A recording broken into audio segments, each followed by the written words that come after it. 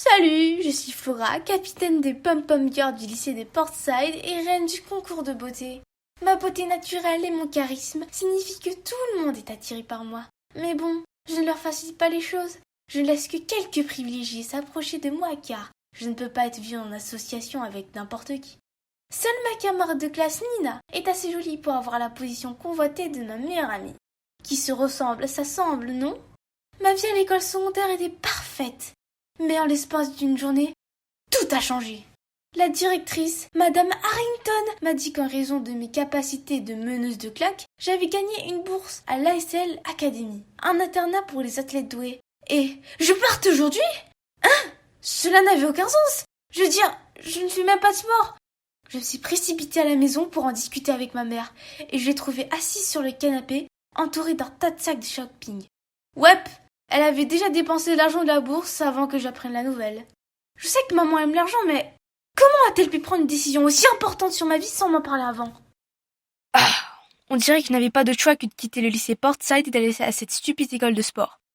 Quoi qu'il en soit, je suis une pop-up girl compétente après tout. Ce serait un jeu d'enfant, non? Faux! Cette nouvelle école était nulle! Dès mon premier jour ici, j'ai été réveillée à 6 heures du matin et forcée de courir 5 tours autour du stade. Mon Dieu, ces gens sont-ils des super-héros ou quoi? Comment sont-ils capables de courir et rire en même temps alors que je allaite comme une folle? Je n'ai pas eu le temps de reprendre mon souffle que le professeur nous a demandé d'aller au gymnase pour soulever des poids. Après 3 heures passées dans le gymnase infernal, j'ai eu à peine le temps de digérer mon repas qui m'ont dirigé vers le terrain de volley-ball. Ouais, c'est le sport pour lequel maman m'avait inscrit. Ah, sport stupide. Enfin, la nuit est arrivée et j'ai réussi à ramener mon corps endolori à mon dortoir. Que Dieu me sauve de ce cauchemar! Soudain, la porte s'est ouverte et mes 3 colocataires, c'est-à-dire mes coéquipiers de volley-ball, sont entrés. Honnêtement, je ne sais pas si je peux les appeler des filles ou non. L'une a une frange très courte, l'autre ne parle pas beaucoup et traîne les pieds plus qu'elle ne marche. Et la dernière porte des vêtements si larges qu'elle ressemble à une tante. De toute évidence, je ne suis pas du tout dans leur catégorie. Et vous savez ce qu'ils ont tous en commun? Ils sont toujours en sueur, c'est dégoûtant. Maintenant que j'y penche, il faut que j'aille prendre une douche au plus vite. Sinon je risque de devenir l'un d'eux. À peine sortie de la douche, j'ai appelé Nina et lui ai dit à quel point j'étais épuisée et combien notre école me manquait. Pauvre toi, tu dois être si fatiguée. Oh, au fait, j'ai une nouvelle incroyable à t'annoncer. Il y a un concours de beauté en ville bientôt et je représente l'école. Quoi? Mais j'ai gagné le concours de beauté de l'école. Oui, tu l'as gagné, mais tu ne vas plus au lycée de Portside. Alors, comme je suis arrivée deuxième, ils m'ont donné la place. Dommage, tu aurais certainement gagné. Quoi? C'est injuste! J'étais encore sous le choc quand le surveillant du dortoir est entré et m'a pris mon téléphone. Ah oui, j'ai oublié de mentionner que cette école a imposé la règle stricte d'éloigner les téléphones et d'éteindre les lumières à 22 heures. Tout ça parce qu'ils croient que la santé est la chose la plus précieuse pour un athlète. J'ai tourné et tourné toute la nuit. Ce concours de beauté était énorme et je ne pouvais pas le manquer. Mais je ne suis plus au lycée de Portside. À la place, je suis coincée dans ces stupides académies de sportifs. Si seulement je pouvais sortir d'ici. Ah, c'est vrai! J'ai une idée brillante! Je dois être expulsée! Donc, j'ai décidé de sécher l'entraînement et d'aller faire des ravages pendant 3 jours d'affilée. J'ai versé de la peinture dans la piscine, coupé les cordes de badminton, dégonflé tous les ballons de football. Et bien sûr, je me suis assurée que les caméras de sécurité avaient tout filmé. Et comme prévu, le directeur a fini par m'appeler dans son bureau. Oui, c'était le moment que j'attendais. Bientôt, je pourrais faire mes bagages et partir d'ici. Seulement, le reste ne s'est pas exactement déroulé comme prévu. Si ça n'avait pas été pour Madame Harrington, 2 tours de saut de grenouille autour du terrain de foot, maintenant! Quoi? Saut de grenouille? Je déteste ces choses. Pourquoi il ne pouvait pas me virer déjà? Mais attendez, qu'est-ce que Madame Harrington a à voir avec ça? Après ma punition, j'avais besoin de me défouler donc. En serrant mes cuisses douloureuses, j'ai appelé Nina pour me plaindre de mon plan raté. Et elle a éclaté de rire. Oh, Flora, ces trucs démodés n'allaient jamais marcher. Tu dois faire quelque chose d'audacieux comme... Oh mon Dieu, Nina est une génie! La nuit suivante, en suivant les instructions de Nina, je me suis faufilée quand tout le monde dormait. C'est ça, je vais rêver toute l'école avec ces pétards. J'en ai allumé un dans le jardin du dortoir et j'ai couru me cacher derrière les buissons. 3, 2, 1 et... Silence. Je suis retournée vérifier et j'ai vu qu'il s'était éteint. Qu'est-ce qui ne va pas? Celui a été cassé? J'ai essayé encore et encore, mais la même chose se produisait à chaque fois. Comme si un fantôme l'avait fait. Rien que d'y penser, j'en ai eu des frissons et j'ai couru jusqu'à ma chambre. Ok, donc non seulement mon plan est un échec massif, mais il m'a laissé super fatiguée. Inutile de dire que la course de ce matin n'était pas amusante. Alerte aux zombies. Comment se fait-il qu'ils aient l'air encore plus fatigués que moi? Vous avez entendu parler du sportif maudit? C'est le fantôme dans l'arrière-cour du dortoir. On dit qu'il était dans cette académie il y a des années et qu'il s'entraînait jusqu'à la mort dans le jardin du dortoir. Et maintenant, il le hante. De quoi parlait-elle? Serait-ce possible que celui qui m'a embêté hier soir, le sportif maudit? Je ne pouvais pas abandonner comme ça, je devais trouver un moyen de sortir de cet endroit horrible avant que ce fantôme ne m'attrape. Pourquoi ne pas commencer un combat? J'ai entendu dire que l'équipe d'escrime et l'équipe de basket étaient les deux groupes les plus durs de l'école. Alors, j'ai pulvérisé de la peinture sur leur masque d'escrime et j'ai perforé tous les ballons de basket. Et j'ai laissé une épée d'escrime sur les lieux. Puis j'ai écrit aux deux équipes une lettre anonyme. Dimanche 14h, bâtiment abandonné près du portail arrière. Le dimanche venu, je me suis cachée dans la maison abandonnée et j'ai attendu l'arrivée des deux groupes. Regardez, leurs visages tendus, ça allait être amusant. J'ai rapidement appelé les flics, puis j'ai profité du chaos pour me fondre dans les équipes en conflit. J'ai failli me faire frapper au visage quand, heureusement, les flics sont arrivés juste à temps, provoquant la fuite frénétique de tout le monde.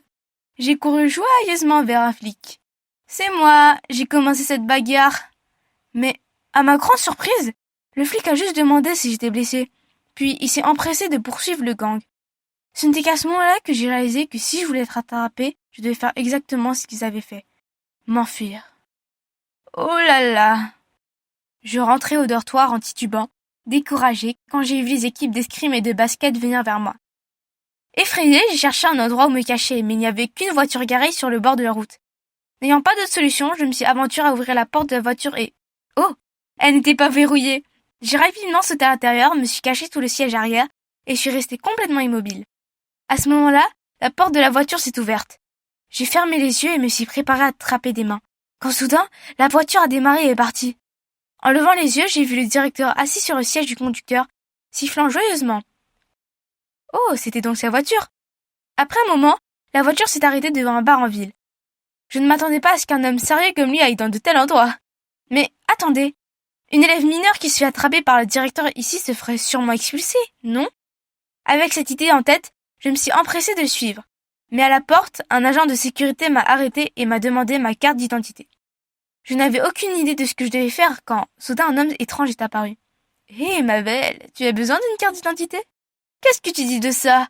Je te prête une fausse carte d'identité pour entrer en échange. Tu dois sortir avec moi ce soir, ça te va, hein? Je n'avais pas l'intention de rester longtemps dans les parages, car de toute façon j'allais entrer, trouver le directeur et me faire prendre tout de suite.